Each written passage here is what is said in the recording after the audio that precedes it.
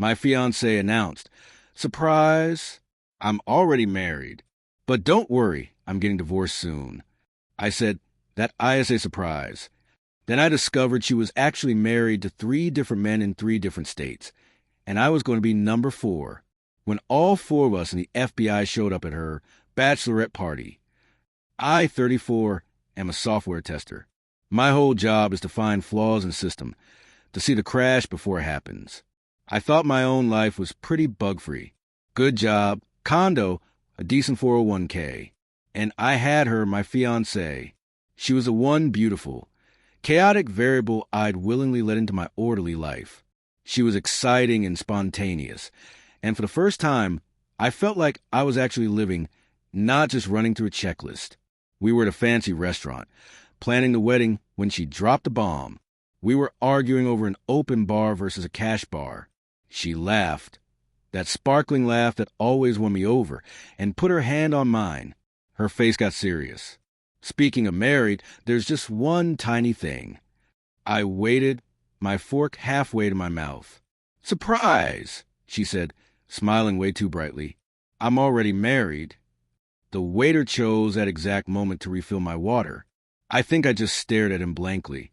"But don't worry," she rushed on, seeing my expression. "It's nothing. He was a mistake. We were kids. Eloped to Vegas. We've been separated for years. The papers are already filed. It's just a formality. It'll be done next month, tops." She sold the story of being a victim, trapped by some guy who was too lazy to sign the divorce papers.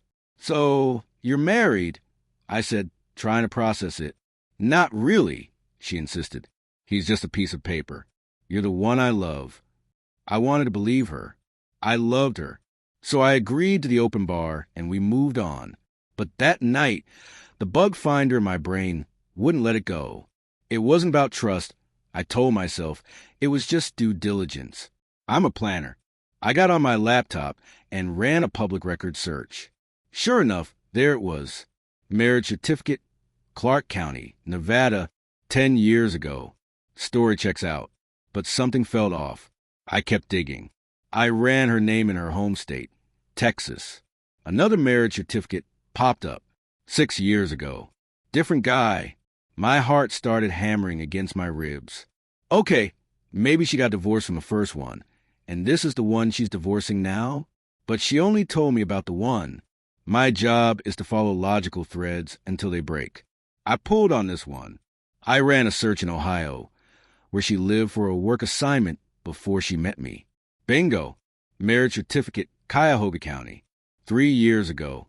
I was staring at 3 active, undissolved marriage licenses. Nevada, Texas, and Ohio. And I was about to be number 4. I felt sick, like the floor had just dropped out from under me. I printed all 3 certificates and just stared at the names, all legally tied to her. My first thought was to confront her, throw them in her face. But the tester in me took over. You don't just yell at a bug. You document it, understand it, and then you quarantine it. I started with the most recent one, husband number 3 in Ohio. I found him on social media and sent him the strangest message I've ever written. He replied in 10 minutes. When we got on the phone, his voice was tense. I told him who I was. I'm her fiancée. And I think you're not the only one. There was a long silence. What do you mean?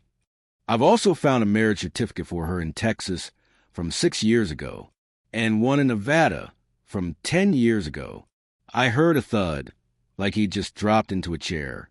His story was that she'd told him her first husband, the Vegas one, had died in Afghanistan, a war widow. She co-signed on his mortgage, and then 6 months into the marriage, she disappeared during a work trip. He was stuck. He couldn't sell his house because her name was on it.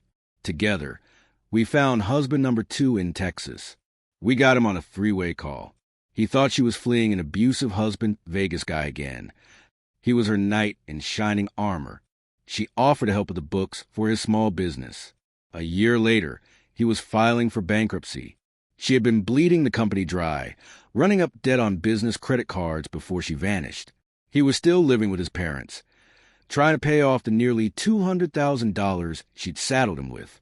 We didn't even try to find husband number 1. We had enough. This wasn't a series of bad relationships. This was a criminal enterprise. This was multi-state fraud. We grimly dubbed ourselves the Husbands Club. The next morning, I checked our joint wedding expenses account. The $50,000 I'd put in was gone, transferred out to an account I didn't recognize. My blood ran cold. I checked my personal brokerage account.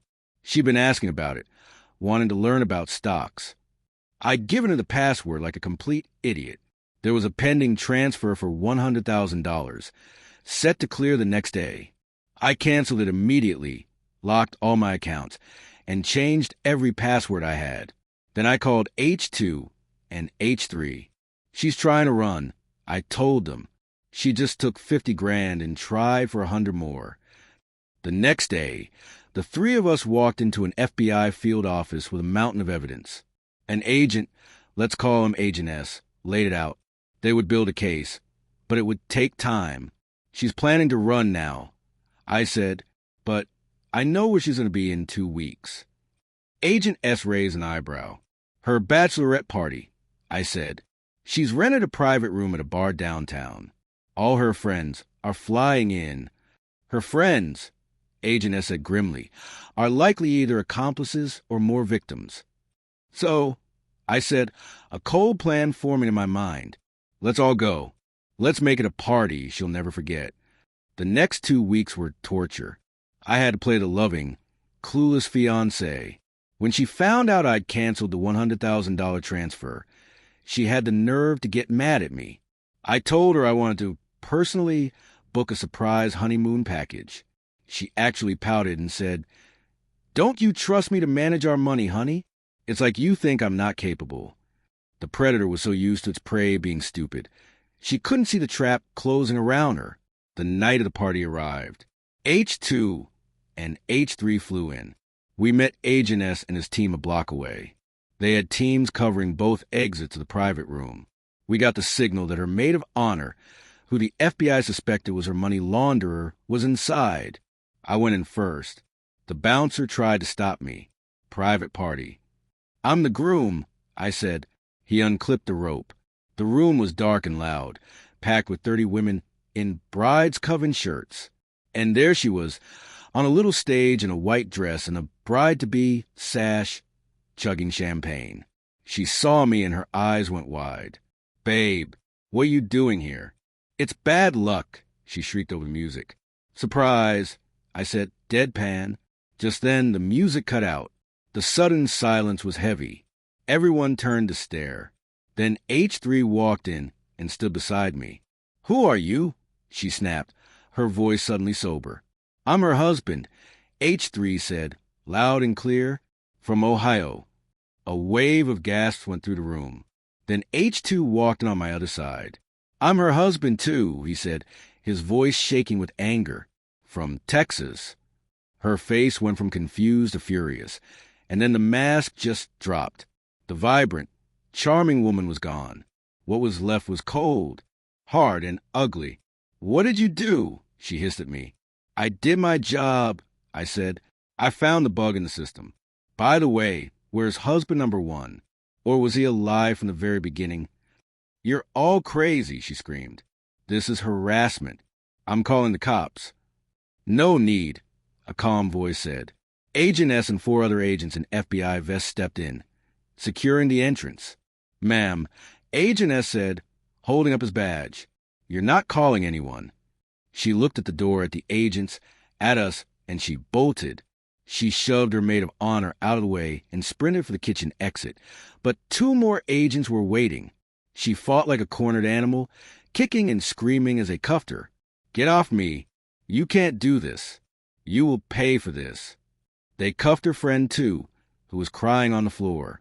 As they were dragged out, she was still screaming about how she was innocent and how much she loved me. The trial was 6 months later. Her maid of honor flipped on her instantly. We all testified. Her defense tried to paint her as a victim of controlling men. The jury was out for 45 minutes. Guilty on all counts. At sentencing, she stood up and told the judge, "I did what I had to do to survive. They were weak. They deserved it.